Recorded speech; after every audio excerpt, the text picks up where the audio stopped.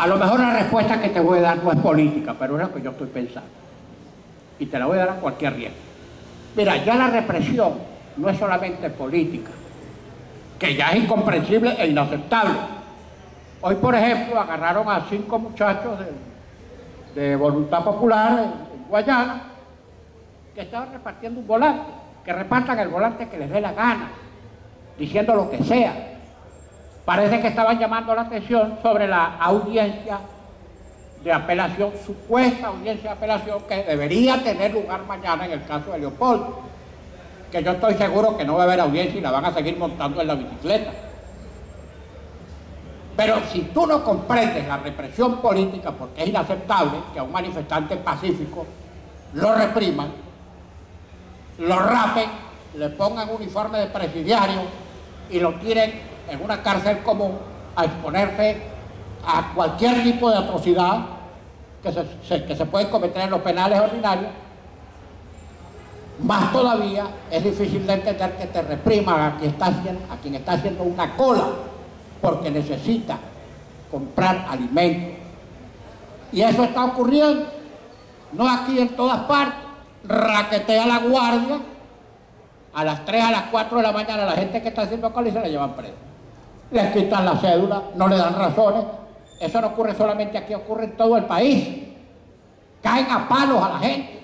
Bueno, porque estos imbéciles creen que desapareciendo la gente, o por lo menos la visualización de la cola, creen que el problema va a desaparecer.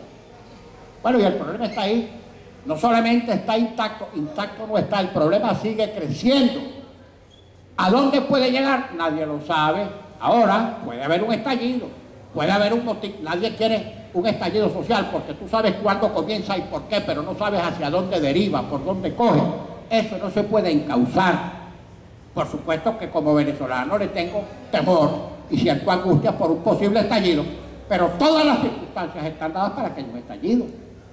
Coño, cuando tú ves a una madre en una cola desde las 3 de la mañana dándole pecho a un muchachito que necesita pecho, y que todas las madres que han sido lactantes saben que el pecho no es suficiente y que hay que complementar con leche en polvo, y ojalá que no sea de las fórmulas especiales. Oye, tú no puedes entender cómo a esa señora la caigan a palo, chico.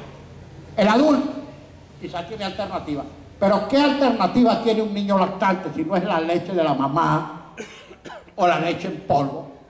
Y ojalá que no sea una fórmula medicada o fórmula especial. Bueno, igual la reprimen. Al que necesita medicina, sobre todo los enfermos agudos o crónicos, diabéticos, hipertensos, gente que necesita diálisis renal, enfermos de cáncer, y para de contar, si tú no consigues ni siquiera un antipirético, ni un antitusígeno, ni una aspirina, no consigues nada. Ahora, un país que no tiene agua, que no tiene luz, que no tiene seguridad, que no tiene comida, que no tiene alimentos, y que los pocos que consigue no los puede pagar, imagínate tú el cuadro, el drama.